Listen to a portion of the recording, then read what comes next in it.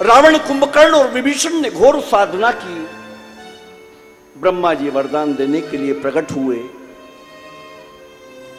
रावण ने कहा कि हम काहू के मरे ही न मारे, हम किसी के मारने से ना मरे।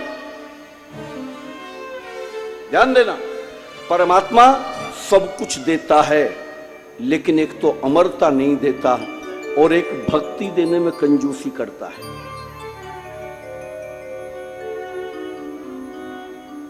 अमरता नहीं देता साहब किसी को। और जितने भी हमारे यहां तपस्या करने वाले लोग हुए हैं, उन सब ने अमरता ही मांगी। चाहे वो हिरण्याकश्यप हो, चाहे हिरण्याक्ष हो, चाहे रावण हो, कोई भी हो, ये सब अमरता ही मांगते।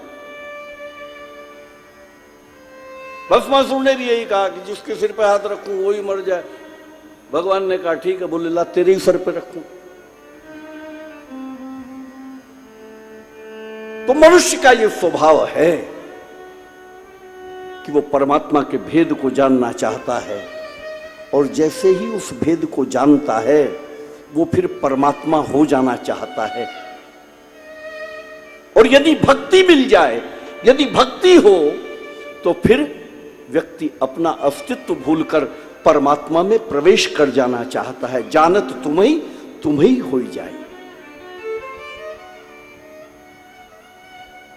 रावण ने कहा कि हम काहू के मरे ही ना मारे। ब्रह्मा जी चुप हो गए कि मरेगा ही नहीं तो कैसे बात बनेगी। रावण को लगा कि कुछ अड़चन है। रावण ने कहा कि ठीक है, बानर मनुष्य जाति दुई बार है, बंदर और मनुष्य के हाथ से हमारी मृत्यु हो। ब्रह्मा जी ने कहा इतने में तो बहुत सारे रास्ते खुल जाएंगे। कहा तथास्तु। कुंभकर्ण से कहा, कुंभकर्ण ने कहा 6 मास की निद्रा दे दो।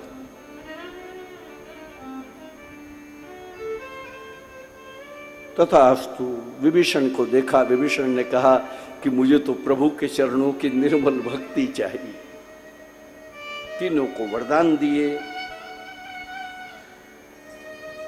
और रावण ने मय दानव से त्रिकूट पर बनी हुई लंका को छीन लिया। लंका को राजधानी बना दिया रावण ने। राक्षस कुल को बसा दिया वहां। विश्व को अपनी शक्ति का बोध कराने लगा रावण। कुबेर का कोष लूट लिया, पुष्पक विमान छीन लिया, पाताल से निर्दोष नाग कन्याओं को लाकर अपने शयन कक्ष में रखा रावण ने। रावण की निगाह जब उठी तब वासना के लिए उठी, हाथ जब उठे तब लूट के लिए उठे। धीरे धीरे रावण शक्तिशाली होने लगा था। इंद्रजीत को कहा कि देवताओं को प्रताड़ित करो। उसके लोग समाज में फैलने लगे। ये रावण का एक पक्ष है। एक दूसरा पक्ष भी है रावण का।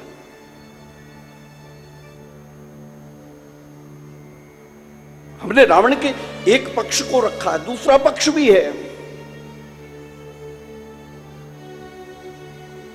भगवान शंकर से कहा कि मुझे चंद्रहास तलवार दे दो।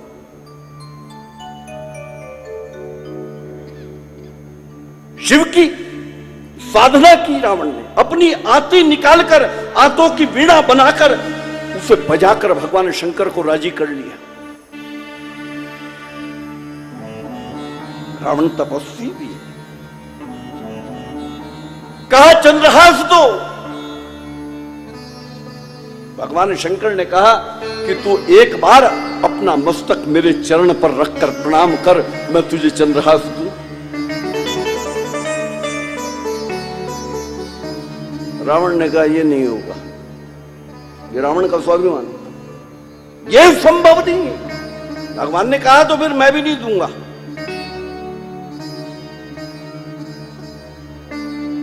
तो रावण ने अपनी विशाल भुजाओं पर उस कैलाश को उठा लिया जिस पर शिव बैठे।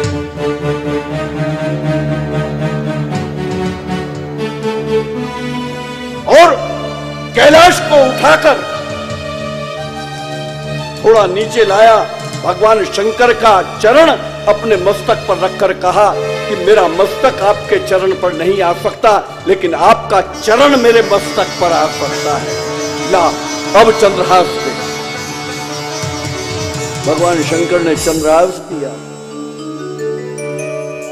ऐसा रावण, भगवान शंकर कहते हैं कि उमा, ऐसे समाज का निर्माण किया रावण ने जो माता पिता गुरु किसी को नहीं मानता। सेवा कार्य लेने लगे,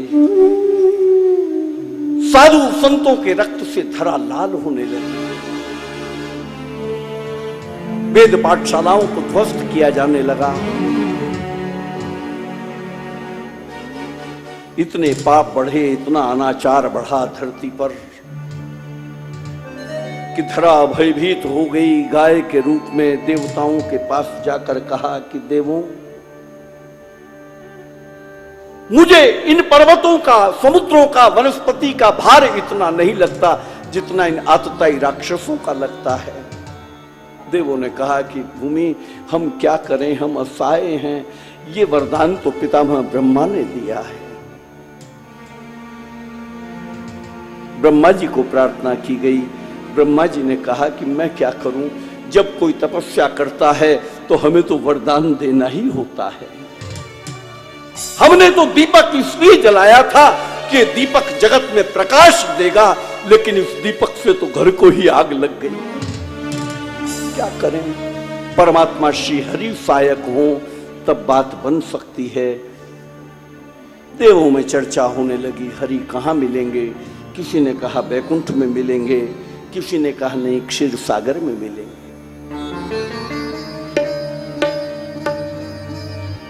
और बहुत मजे की बात कि जिस सभा में स्वयं भगवान ब्रह्मा हो, पितामह ब्रह्मा हो, वहां किसी को ये नहीं पता कि कहां मिलेंगे।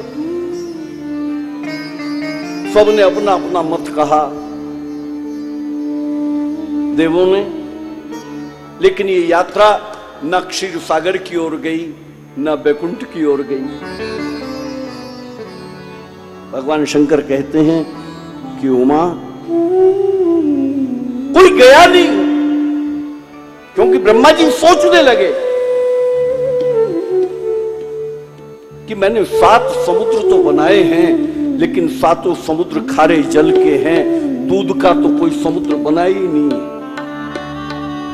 क्षीर सागर कहां है?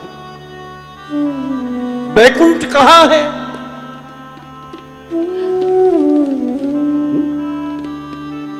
मैं चर्चा एक बार कलकत्ता में कर रहा था तो एक सज्जन ने कहा कि क्या क्षीर सागर और बैकुंठ है ही नहीं?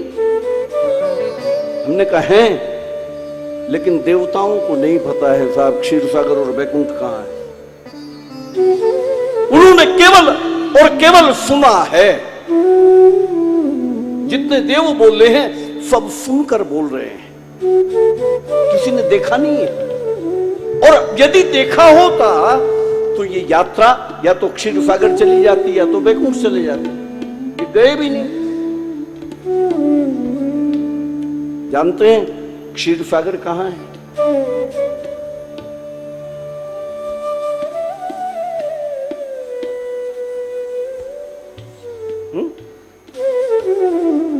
जो आप बता रहे हो उसमें भी पानी भरा हुआ है, पानी का कीचड़, दूध वहां भी नहीं है।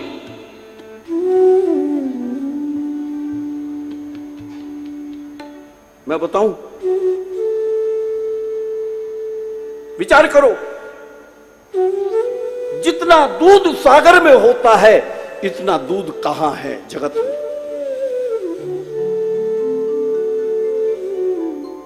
प्रत्येक मां का वक्ष स्थल है क्षीर सागर।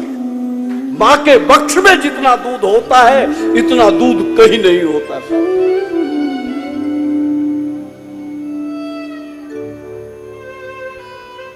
और भगवान विष्णु क्या हैं? विष्णु पालन पोषण के देव हैं, वो पोषण करते हैं, वो वैष्णवी भाव है। मां के भीतर जो वात्सल्य है, जो करुणा है, जो संतान के प्रति जो प्रेम है, बस वही वैष्णवी भाव। उसी भाव से मेरा नारायण प्रत्येक मां के वक्ष में वास करता है, वही क्षीर सागर। और वैकुंठ, प्रत्येक पिता का हृदय स्थल वैकुंठ है। वहां कुछ अनुशासन दिखता है, जय विजय खड़े हुए दिखते हैं, कुछ कठोरता दिखती है, लेकिन पिता के अंतर में जो भाव है संतान के प्रति, वो वैष्णवी भाव। उसी भाव से मेरा परमात्मा प्रत्येक पिता के हृदय में वास करता है। ये तो करुणा हुई आज महानगरों की कि हम परमात्मा को पाना चाहते हैं, लेकिन हमारे क्षीर सागर और बैकुंठ तो वृद्धाश्रम में वास करने लगे साहब।